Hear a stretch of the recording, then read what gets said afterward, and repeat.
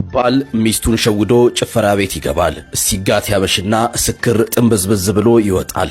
በጣም ስለመሸ እንደምንም እየተንገዳገደ ቤቱ ይደርሳል። በሚቀጥለው ቀን ጠዋት ከእንቅልፉ ሲነሳ ሃንጎቨር ጭንቅላቱን ሊያፈነዳው ደርሷል። ራሱን ያገኘው ግን አልጋው ላይ በትክክል አንሶላ ውስጥ ገብቶ ተኝቶ ነበር። ገረመው። በቃ ሚስት የገደለችኝ፣ እንደዛ ሰክሬ አይታኝማ መቼም ቢሆን አታናግረኝም እያለ ከራሱ ጋር ንትርክ ገጥሟል።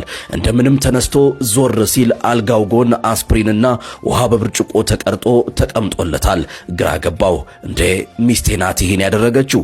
እንዴት አላካበደችም ብሎ ተገረመ። አስፕሪኑን ከዋጠ በኋላ ወደ ጠረጴዛው እየተጎተተ ሄደ። በሚስቱ የተጻፈ አጭር መልእክት እንዲህ ይላል። የኔ ማር ቁርስ ስለደረሰ የታችኛው ክፍል ውረድና ከልጅ ጋር ቀማምስ። ዋ ሳትበላ እንዳትሄድ። ባል አሁን ተደነጋገረ።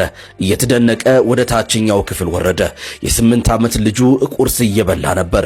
ልጁን ግንባሩ ላይ ሳም አድርጎ ትላንት ቤት ሰክሬ ስገባ እናትህ ምን አለች? መቼም ንዴቷን መቆጣጠር እንደማትችል ይገባኛል አለው። ኧረ አባዬ እሷ እንኳን ልትበሳጭ ሳቅ በሳቅ ሆና ነበረ። በሩ ስታንጓጓው ከአልጋዋ ብድግ ብላ በሩን ከፍታ አንተን እንደ ሕፃን ልጅ ተሸክማህ ማለት ይቻላል አልጋ ላይ አስተኛች። ከዛ ልብስህን ልታወልቅልህ ስትሞክር ምን እንዳልክ ታውቃለህ? ምን አልኩ አለ አባት ተደናግሮ።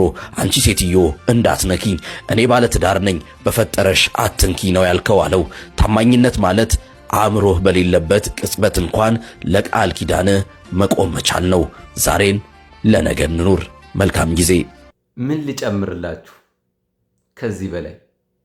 አቤት አቤት አቤት አቤት አቤት!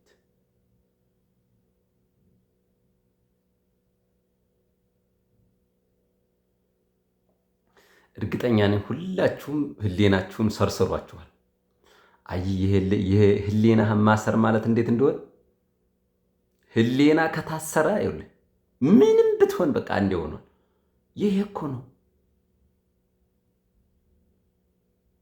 ዋው!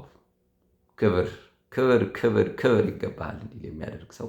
አሁንም ሁላችሁም ህሊናችሁ ላይ ነው ዋናው ማሰሩ።